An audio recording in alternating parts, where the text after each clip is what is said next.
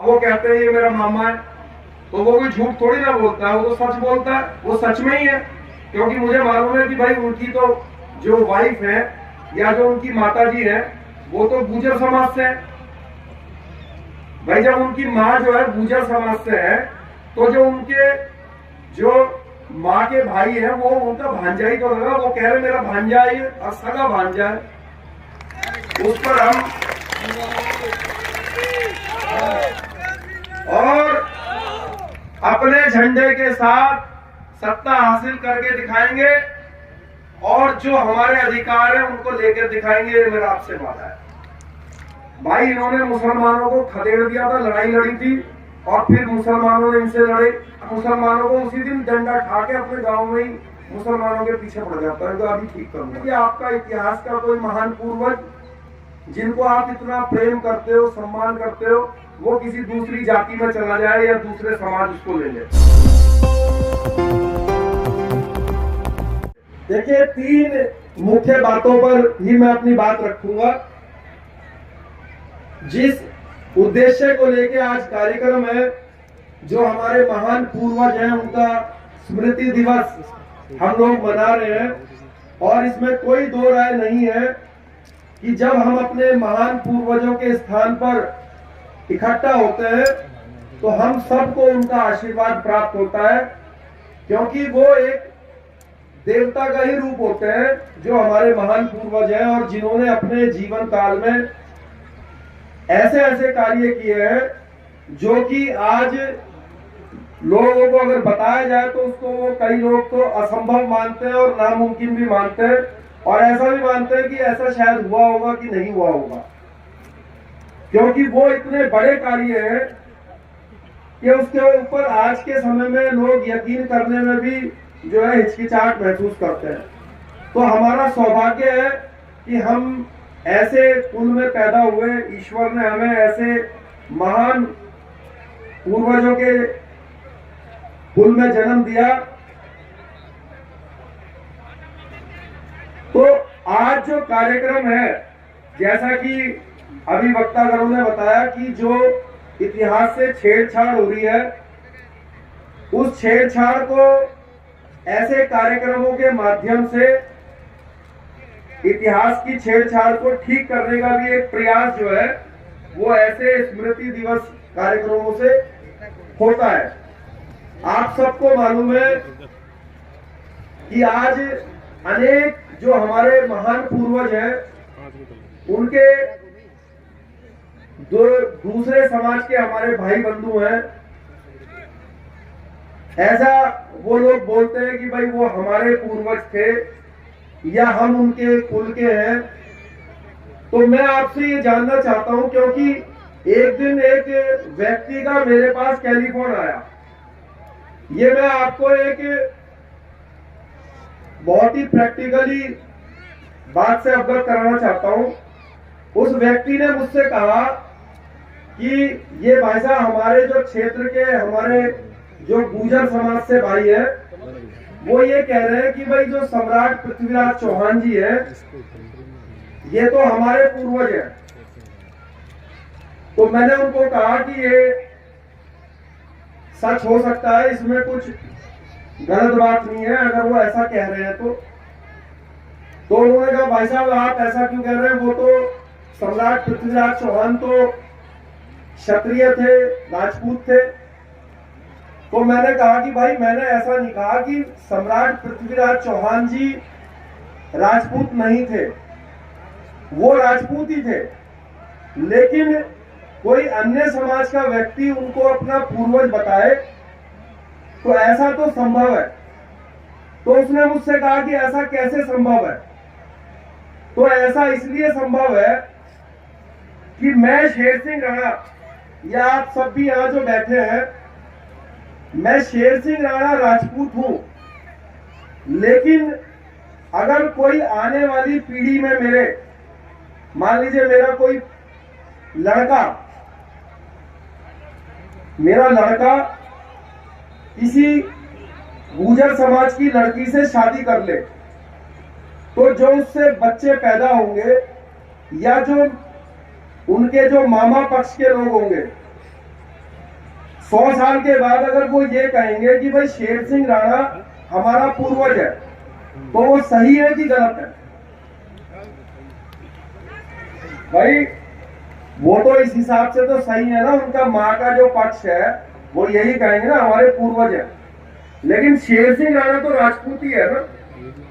तो पृथ्वीराज चौहान जी 800 साल पहले रहे, उनके जो परिवार के जो आगे जो चलने वाले लोग हैं, आपको पता है पहले राजा महाराजा अनेक शादियां करते थे। तो ऐसा संभव है कि जो आगे आने वाले जो पीढ़ी के लोग हैं, उन्होंने किसी गैर राजपूत में शादी करी, तो उस हिसाब से वो उनको अपना पूर्वज बोलने के हकदार तो हैं। लेकिन पृथ्वीराज चौहान जी राजपूत नहीं थे ऐसा कोई नहीं बोल सकता, क्योंकि वो राजपूत थे। उसको कैसे जाना जाएगा? वो जाना जाएगा पृथ्वीराज चौहान जी के पिता से और दादा से। और जिनका आज हम स्मृति दिवस मना रहे, महाराजा अजयपाल चौहान जी, जो कि उनके परदादा है, तो उनका जो वो किस कुल में और किस समाज में पैदा हुए, ये तो इस बात पर निर्भर है।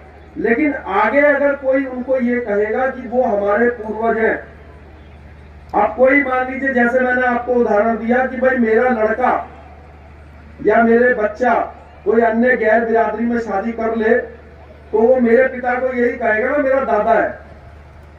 भाई मेरा पिता को तो दादा ही कहेगा ना, लेकिन मेरा पिता उसके समाज का तो नहीं होगा, वो रहेगा तो राजपूत ही। तो इसलिए इस बात को, इस पॉइंट को भी आप अगर कहीं पे बहस होती है, लोग आजकल बहस करने लगते हैं भाई वो गुर्जर कैसे हो गए या वो जाट कैसे हो गए, तो वो हो सकते हैं, लेकिन वो उनके पूर्वज हो सकते हैं। लेकिन वो जो व्यक्ति है जिनके बारे में बात हो रही है वो राजपूत ही है, इसमें कोई संशय नहीं है। दूसरी बात, जिस बात पे जो हमारे बड़े भाई पत्रकार भाई हैं शक्तावत जी, उन्होंने एक बात बताई आपके सामने कि इतिहास से छेड़छाड़ होती है और उसके कुछ कारण षड्यंत्र हो सकता है। तो षड्यंत्र हो नहीं सकता, षड्यंत्र हो रहा है। और वो क्यों हो रहा है ये मैं आपको बता देता हूं। षड्यंत्र इसलिए हो रहा है कि देश में जब से लोकतंत्र आया और यहां पर लोकतंत्र के अंदर राजसत्ता करने का जो तरीका है वो बदला, तो हर राजनीतिक दल अलग अलग प्रकार से अलग अलग समाज को अपना वोट बैंक बनाने का प्रयास करती है। तो उन्होंने सबसे पहले जो क्षत्रिय समाज है उनके ऊपर 30-40 साल पहले, ये जिसको आप आज महसूस कर रहे हैं कि इतिहास में और जो महान पूर्वज है उनके जातियां क्यों बदली जा रही है, ये ऐसा नहीं है कि आज बदली जा रही है।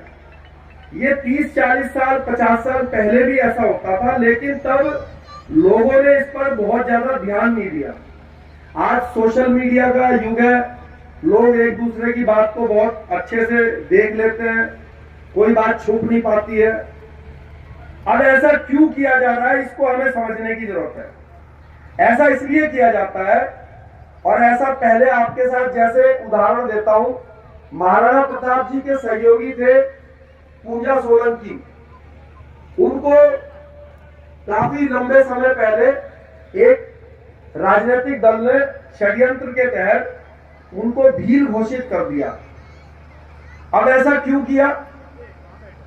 ऐसा इसलिए किया कि आप अपने मन में महसूस कीजिएगा, मान लीजिए ये दोनों हमारे भाई बैठे हुए हैं यहाँ पे, ये दोनों पक्के मित्र हैं, ये पक्के दोस्त हैं, एक गाड़ी में बैठ के आए हैं और 25 साल 30 साल से इनकी दोस्ती है।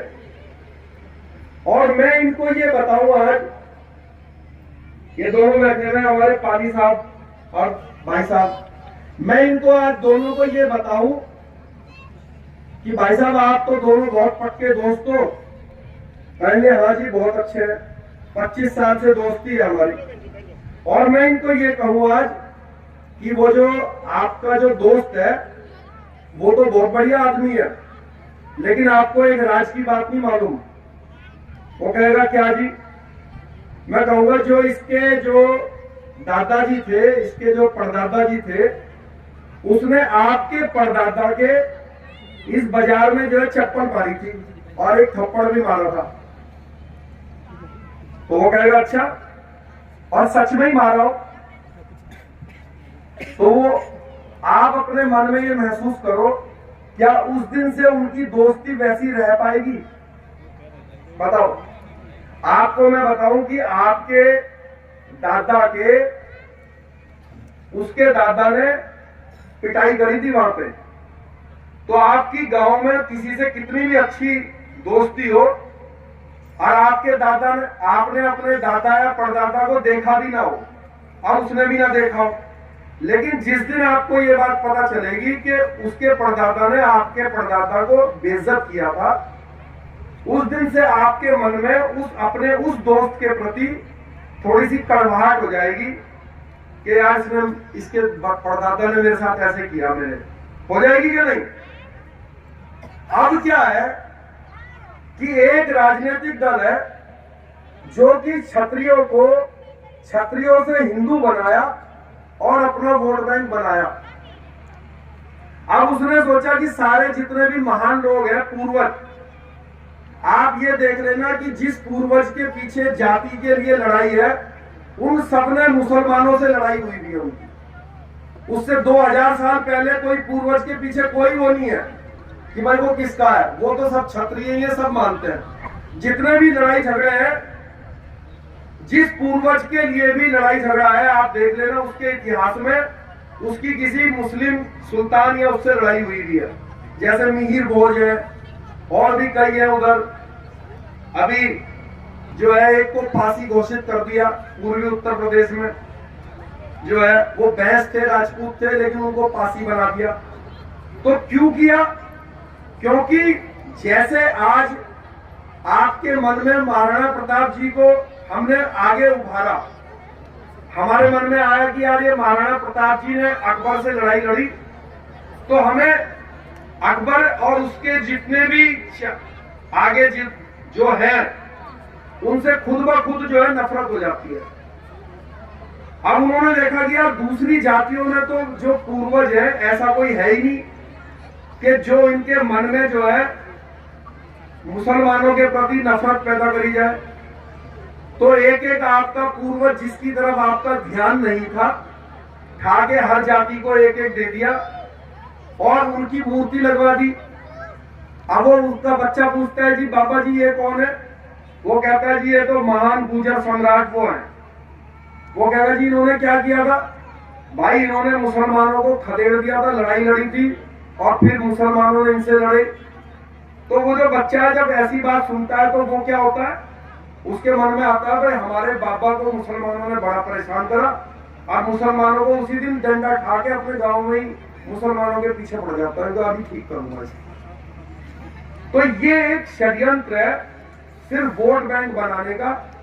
किसी को कोई मतलब नहीं है कि आपका इतिहास का कोई महान पूर्वज जिनको आप इतना प्रेम करते हो, सम्मान करते हो, वो किसी दूसरी जाति में चला जाए या दूसरे समाज उसको ले ले। लेकिन अगर हम इस षड्यंत्र को समझेंगे तो अपने हर महान पूर्वज को सहज के रखेंगे और उनके जो पिता हैं, उनके पिता से उनकी जाति तय होती है, ना कि उसके आगे वाले से। आगे वाला तो कोई दूसरा भी जा सकता है। ऐसे बहुत उदाहरण मैं आपको दे दूंगा जिनको आप बहुत बड़ा बड़ा राजपूत इस समय योद्धा मानते हो, लेकिन वो उनके परिवार में दूसरे समाज में शादी हुई भी है और वो कहते हैं ये मेरा मामा है। तो वो कोई झूठ थोड़ी ना बोलता है, वो तो सच बोलता है, वो सच में ही है। क्योंकि मुझे मालूम है कि भाई उनकी तो जो वाइफ है या जो उनकी माता जी है वो तो गुर्जर समाज से है। भाई जब उनकी माँ जो है गुर्जर समाज से है तो जो उनके जो माँ के भाई है वो उनका भांजा ही तो लगा। वो कह रहे मेरा भांजा है और सगा भांजा है। तो राजपूत कहते हैं कि ये राजपूत है, ये तो इतना बड़ा नाम है इनका राजपूतों में, ये कैसे गुर्जर हो जाएंगे?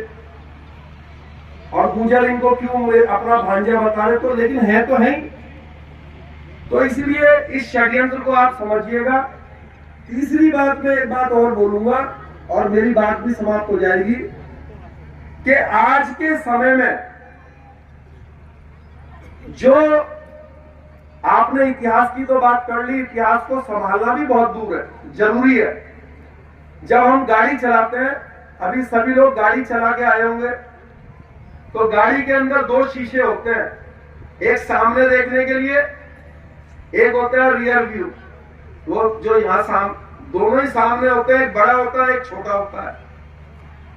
अब गाड़ी तो चलती है सामने वाले शीशे में देख के ही, क्या पीछे दिखने वाले शीशे में जिससे पीछे देखा जाता है उसको देखकर कोई गाड़ी चला लेगा? नहीं चलेगी। तो हमारा समाज उसी शीशे में देख के अपने समाज को चलाना चाहता है। सिर्फ अपने इतिहास को देखते हुए हम सिर्फ अपने इतिहास का ही गुणगान करें और आगे कोई इतिहास ना बनाए, वो हमारे समाज के लिए दुर्भाग्यपूर्ण बात है। जरूरी है, देखो इतिहास किस लिए होता है, जैसे गाड़ी चलाते हैं तो गाड़ी आगे देखकर चलाएं, आगे का इतिहास बनाएं और समय समय पर रियर व्यू में पीछे भी देखते रहे, यानी कि समय समय पर हम अपने महान पूर्वजों को याद करते रहे, देखते रहे, उनसे सीखते रहे और आगे बढ़ते रहे। ये हमारे जीवन का काम करने का तरीका होना चाहिए। जैसे हम गाड़ी चलाते हैं ऐसे ही जीवन को भी चलाना चाहिए। तो इसके लिए क्या चीज जरूरी है, हम जितने भी महापुरुष हैं हमारे, जब हम उनका गुणगान करते हैं तो गुणगान करने का एक ही, ऐसे तो लाखों करोड़ों लोग हुए, अभी भी है, तो जितने भी महान पूर्वज हैं उन सबका इतिहास, सबका एक मेल खाता हुआ है कि उन्होंने अपने तलवार का जोहर दिखाया, कभी ना कभी दिखाया कि नहीं। तो मैं आपसे ये जानना चाहता हूं कि भाई जब तलवार से ये जितने भी हमारे महान पुरुष हैं, महान योद्धा हैं, ये लड़ते क्यों थे भाई? क्यों लड़ते थे बताओ? जो तलवार है, मैं बहुत सारे कार्यक्रमों में जाता हूं, लोग तलवार भेंट करते हैं, पगड़ी पहनाते हैं। मैंने उनसे पूछा भाई तलवार आपने मुझे क्यों दी? वो कहते हैं भाई ये तलवार जो है ये सत्ता और शक्ति का सूचक है कि नहीं? सत्ता का सूचक है ना। लेकिन जो समाज सही समय पे सही हथियार चलाना नहीं जानता, वो समाज पिछड़ जाता है, बर्बाद हो जाता है। मैं आपको बता दूं, राजपूत समाज ने दूसरे समाजों से हटके तलवार चलानी सीखी और उस तलवार के दम पे सत्ता हासिल करी और हजारों वर्षों तक सत्ता को चलाया बहुत अच्छे से। लेकिन जब मुगल आए तो वो तोप लेकर आए। अब जब वो तोप लेकर आए, अब तलवार लेकर यहां खड़े थे राजपूत, अब वो उसने वहीं से तोप का गोला घेरा, उस समय का नया हथियार लेकर आए वो, और उन्होंने सत्ता ले ली। उसके बाद अंग्रेज आ गए बंदूकें लेकर, तो वो तोप और तलवार लेकर यहां खड़े थे, उन्होंने उससे भी दूर से बंदूकों से उनको मार दिया और उस समय सत्ता हासिल कर ली। यानी कि जिसने सही समय पे सही हथियार लेकर आया उसने उससे सत्ता ले ली। अब अंग्रेजों के बाद देश में लोकतंत्र आया। अब लोकतंत्र में जो सत्ता हासिल करने का जो तरीका है, तलवार से तोप पे आया, तोप से बंदूक पे आया, और बंदूक से किस पे आया? बंदूक से आया वोटिंग मशीन पे। तो आज का सबसे बड़ा हथियार कौन सा है? वो है वोटिंग मशीन। जिसको वोटिंग मशीन चलानी आएगी वो समाज सत्ता पे बैठेगा। जैसे तलवार चला के आपके पूर्वज सत्ता पे बैठे, ऐसे ही सही भाई तलवार भी तो चलानी सिखाते थे ना पूर्वजों को, पहले ट्रेनिंग देते थे। भाई हर कोई थोड़ी ना तलवार चला सकता था। तो हर कोई जो है आज के समय में वो वोटिंग मशीन को भी चलाना नहीं जानते, उनको मालूम ही नहीं है वोटिंग मशीन कैसे चलती है। और जिसको मालूम पड़ गया, जैसे हमारे जाट भाइयों को मालूम है कैसे चलती है, तो उन्होंने चाहे हरियाणा हो चाहे उत्तर प्रदेश हो, उन्होंने सत्ता हासिल करी। हमारे यादव भाइयों को पता चल गया कैसे चलानी है वोटिंग मशीन, तो चाहे उत्तर प्रदेश हो चाहे बिहार हो, उन्होंने सत्ता हासिल करी। हमारे मराठा भाइयों को पता चला तो उन्होंने महाराष्ट्र में सत्ता हासिल करी। हमारे दलित भाइयों को पता चला कैसे वोटिंग मशीन को चलाना है, लोकतंत्र के अंदर जो सबसे बड़ा हथियार है आज का, तो उन्होंने भी सत्ता हासिल करी। तो जिस दिन क्षत्रिय समाज को आज का सबसे बड़ा हथियार चलाना आ जाएगा, उस दिन क्षत्रिय समाज भी सत्ता पे आएगा और अपने अधिकारों की भी रक्षा करेगा और दूसरों के भी अधिकारों को देगा।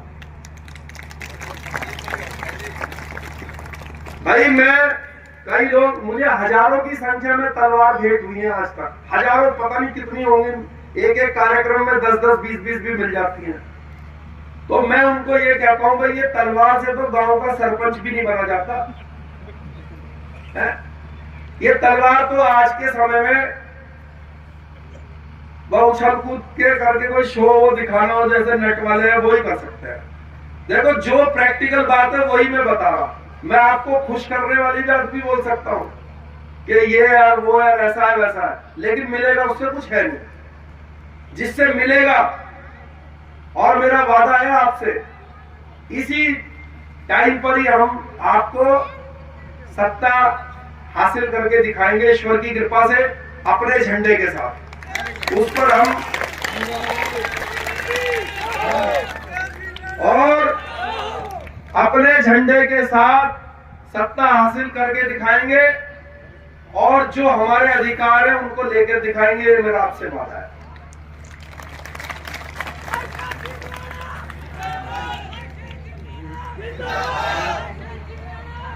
मैं एक बात और भी बोलूंगा, 5 मिनट की बात है, अगर आप आज्ञा दे दो तो। 5 मिनट की क्या बात है कि मैंने आपसे ये तो बता दिया भाई, वोटिंग मशीन चलाना सीखो। तो आप कहो तो 5 मिनट में मैं वो चीज आपको बता दूं कि कैसे उसको चलाना चाहिए, अगर आप आज्ञा दें तो कैसे चलाना सीखे।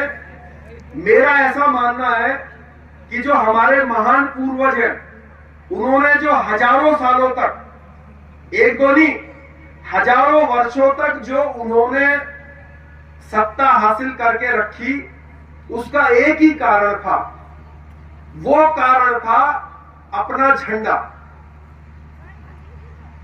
आप ये सोच लेना, ऐसा नहीं है कि उनके कोई 4 हाथ थे या उनके कोई बहुत 10 फुट के थे। सिर्फ उनमें एक ही विशेषता थी कि वो अपना झंडा बनाते थे। और जब से ये धरती बनी है और जब तक ये धरती रहेगी, जीत जो है वो सिर्फ सदा अपने झंडे की होती है। तो ये जो वोटिंग मशीन है, सबसे पहले अपना झंडा बना के इस वोटिंग मशीन में उस झंडे को लेकर आओ और उस झंडे के सामने अंगूठा दबाना सीखो। अब आप सोच रहे होंगे झंडा क्या होता है और झंडे के होने या ना होने से क्या होता है।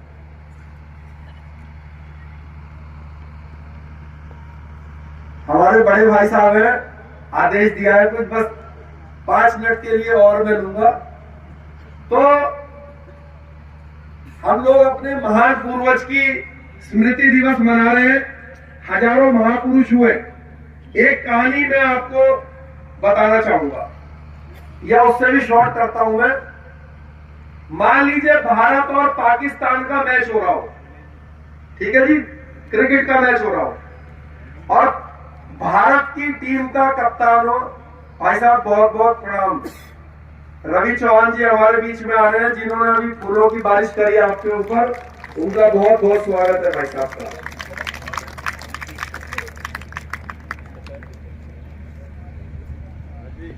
आइए,